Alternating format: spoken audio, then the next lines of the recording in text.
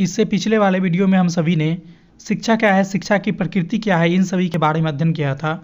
इस वीडियो में हम लोग शिक्षा के उद्देश्य एवं मूल्य कौन कौन से हैं इसके बारे में जानेंगे। तो चलिए आर के study seated point YouTube channel के माध्यम से हम लोग शिक्षा के उद्देश्य एवं शिक्षा के मूल्य के बारे में जानने का प्रयास करते हैं। शिक्षा के अनेकों उद्देश्य हैं और शिक्षा का सबसे प्रमुख उद्देश्य है कि बालक का सर्वांगीण विकास कराना। सर्वांगीण विकास कराने का मतलब हुआ कि बालक के चहुमुखी विकास कराना, जिससे वो अपने जीवन को आसानी से जीने के योग्य बन सके। तो इसी के उद्देश्य को मद्देनजर रखते हुए शिक्षा के अनेकों उद्देश्य हैं, जिसको हम लोग एक एक उद्देश्य को बारीकी से यहाँ पर अध्ययन करेंगे। तो चलते हैं शिक्षा के सबसे प्रमुख और पहला उद्देश्य की ओर, जो है हमारा कि प्रेरणा देना और सीखने का अवसर में वृद्धि कराना बच्चों के, जिससे क्या है कि बच्चों में ज्ञानार्जन की कला का विकास हो सके। शिक्षा का उद्देश्य है कि बच्चों को प्रेरणा देना और सीखने के अवसर में वृद्धि कराना। बच्चे का जो सीखने का अवसर है वो ज़्यादा से ज़्यादा मिल सके, जिससे क्या होता है कि बच्चे में ज्ञान का अर्जन करने की कला विकसित हो जाती है। ये शिक्षा का उद्देश्य है एवं उसका मूल्य है। और भी उद्देश्य है, जिसको चलिए दूसरा उद्देश्य की अगर हम बात करें तो वह है कि बच्चों में सतत एवं नवीन ज्ञान हासिल करने की भावना को प्रोत्साहन देना, जिससे बच्चे परिस्थितियों से सामंजस्य बना सके। बच्चों को दैनिक जीवन में या फिर आने वाले भावी जीवन काल में अनेकों प्रकार की परिस्थितियों का सामना करना पड़ सकता है। इसीलिए बच्चों में क्या है कि नवीन ज्ञान हासिल करने की भावना को प्रोत्साहन देना चाहिए, ताकि वो नए नए कौशल को सीख सके, जो उसके आने वाले ज़िंदगी में परिस्थितियों के साथ सामंजस्य बैठाने में मदद कर सके। यह शिक्षा का एक उद्देश्य है। ठीक है, अगला उद्देश्य की अगर हम बात करें तो वह है कि बच्चों में ज्ञान के अतिरिक्त विभिन्न कुशलता एवं वांछित मूल्यों का भी विकास कराना चाहिए। बच्चे में ज्ञान की विकास तो कराना ही कराना चाहिए, लेकिन इसके अलावा भी अलग अलग प्रकार के कुशलता कौशल को, वांछित मूल्य को भी विकास कराना चाहिए, जिससे उसका जीवन और भी अच्छे ढंग से चल सके, कट सके। अगला जो उद्देश्य है शिक्षा का वह है कि बच्चों में स्वचिंतन तथा जिम्मेदारीपूर्ण आचरण का विकास कराना चाहिए। स्वचिंतन कहने का मतलब हुआ कि खुद से किसी भी चीज़ पर बच्चे चिंतन कर सके, किसी भी समस्या को सुलझाने के लिए अपना खुद से वहाँ पर चिंतन कर सके और जिम्मेदारी पूर्वक उस चीज़ को निभाने का प्रयत्न करे। इस प्रकार के भी आचरण का विकास कराना शिक्षा का उद्देश्य ही कहलाता है। आगे उद्देश्य की बात करें तो अगला उद्देश्य है हमारा कि सत्य, निष्ठा, ईमानदारी तथा आत्मविश्वास। कौन कौन से? तो सत्य, निष्ठा, ईमानदारी तथा आत्मविश्वास जैसे भावनाओं का विकास कराना भी शिक्षा का उद्देश्य है, जिससे बच्चे सत्य पे चले, अपने अंदर एक निष्ठा को रखे, ईमानदारी को बरते और उसके अंदर एक कॉन्फिडेंस आ जाए, आत्मविश्वास आ जाए। इन सभी चीज़ों का विकास कराना भी शिक्षा का उद्देश्य है। अगला जो उद्देश्य है शिक्षा का वह है कि सामाजिक मूल्यों का संवर्धन कराना। सामाजिक मूल्यों का संवर्धन कराना से हमारा तात्पर्य यह है कि समाज में किस प्रकार की मूल्यों को स्वीकारा जा रहा है, किस प्रकार के रूल रेगुलेशंस को फॉलो की जा रही है, बच्चे को उसके अनुरूप ढालने का प्रयास कराना चाहिए।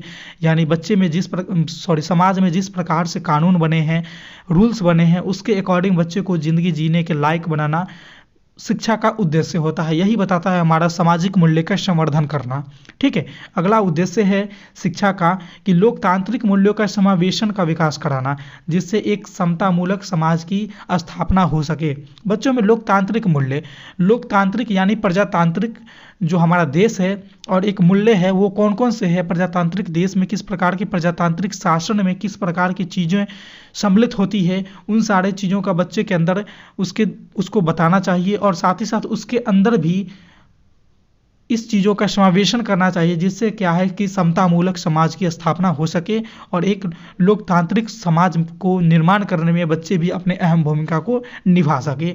शिक्षा के अगले उद्देश्य कुछ इस प्रकार से है कि अपनी और दूसरों के धर्म के प्रति समरसता का भाव दिखाना।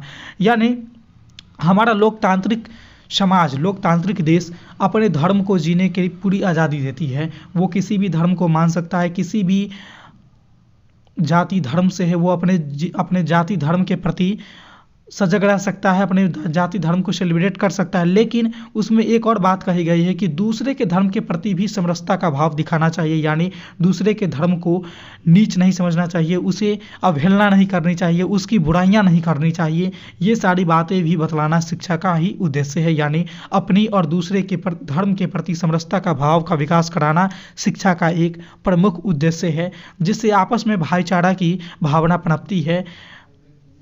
अगला जो उद्देश्य है शिक्षा का वह यह है कि समाज में व्याप्त समस्याओं का साहस और धैर्य के साथ सामना करने हेतु प्रेरणा देना।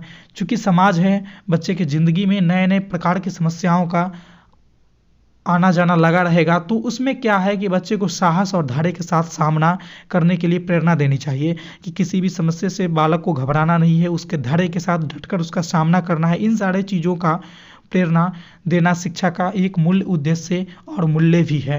अगला जो उद्देश्य है शिक्षा का वह यह है कि स्वयं एवं प्रकृति के साथ सामंजस्य बनाना एवं पर्यावरण के प्रति संवेदनशील बनना, जिससे क्या है कि उसके संरक्षण की व्यवस्था की जाए।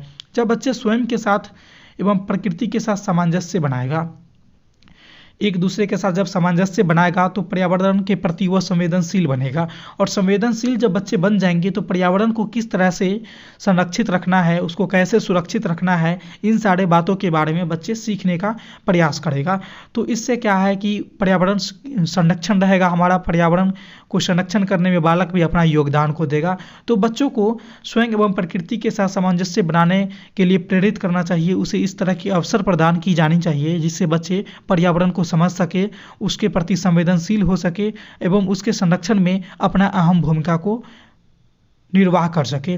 चलिए अगले पॉइंट्स की ओर हम लोग बढ़ते हैं। वह है हमारा शिक्षा के उद्देश्य में कि समाज में सामंजस्य बनाना, जिससे एक शांतिपूर्ण और अहिंसात्मक समाज का निर्माण किया जा सके। समाज के साथ जब सामंजस्य बनाएगा, यानी समाज के मूल्यों के साथ अनुकूलन, वही समाज में सामंजस्य कहलाता है। तो समाज के साथ जब बच्चे सामंजस्य बनाएगा, समाज के रूल्स जो है उसके साथ वो फॉलो करेगा, जैसे नियम बनाए गए हैं उसी पर चलेगा, तो इससे क्या है कि समाज में एक शांति आएगी और अहिंसात्मक समाज का निर्माण संभव हो पाएगा। इसलिए समाज में कैसे सामंजस्य बनाना है, समाज के क्या क्या से नियम हैं, रूल्स हैं, इन सारे चीज़ों को बताना बच्चों को बहुत ज़रूरी होता है। और यह जो उद्देश्य है शिक्षा की, उसमें इस बातों को बड़े ही पैमाने पर रखा गया है और इसका बहुत ही अपना महत्व है। तो समाज में सामंजस्य बनाना, इन सारे चीज़ों को सिखाना भी शिक्षा का एक प्रमुख उद्देश्य है। अगला जो उद्देश्य है शिक्षा का वह यह है कि शरीर का सर्वांगीण विकास तथा शुद्धि। शिक्षा का सबसे पहला महत्व और सबसे प्रमुख महत्व है कि बालक के शरीर का सर्वांगीण विकास कराना। जब बालक के शरीर सर्वांगीण विकास हो जाएंगे, स्वस्थ शरीर रहेंगे, तो बालक हर चीज़ों को अच्छे से समझेगा, सोचेगा, उस पर अपना चिंतन देगा, तो वो हर एक चीज़ों को हर एक पक्ष में अच्छा करेगा। इसीलिए शिक्षा का उद्देश्य है कि शरीर का सर्वांगीण विकास कराना। और बाकी के हम सभी ने ये 10-12 पॉइंट को देखा, ये सारे के सारे शिक्षा के उद्देश्य एवं मूल्य हैं। शिक्षा प्राप्त करने के ये सारे के सारे एक उद्देश्य होता है, तब जाकर के बच्चे को शिक्षा देने की बात कही जाती है। मैं उम्मीद करूँगा कि यह जो शिक्षा के उद्देश्य टॉपिक है यह आपको अच्छे से समझ में आ गई होगी। अगर किसी प्रकार की फिर से परेशानी रह गई है तो आप हमें कमेंट बॉक्स में जाके कमेंट में ज़रूर बताइएगा, मैं उन चीज़ों को दूर करने का प्रयास करूंगा। तो इस वीडियो में बस इतना ही था। शिक्षा के उद्देश्य को हम लोगों ने जाना है, शिक्षा क्या है, शिक्षा की प्रकृति क्या है, इन सारे पर मैंने ऑलरेडी वीडियो बना चुका है, जिसका डिस्क्रिप्शन में, इस वीडियो के डिस्क्रिप्शन में आपको लिंक मिल जाएगी, आप वहां से उस वीडियो को देख सकते हैं। इस टॉपिक में बस इतना ही था।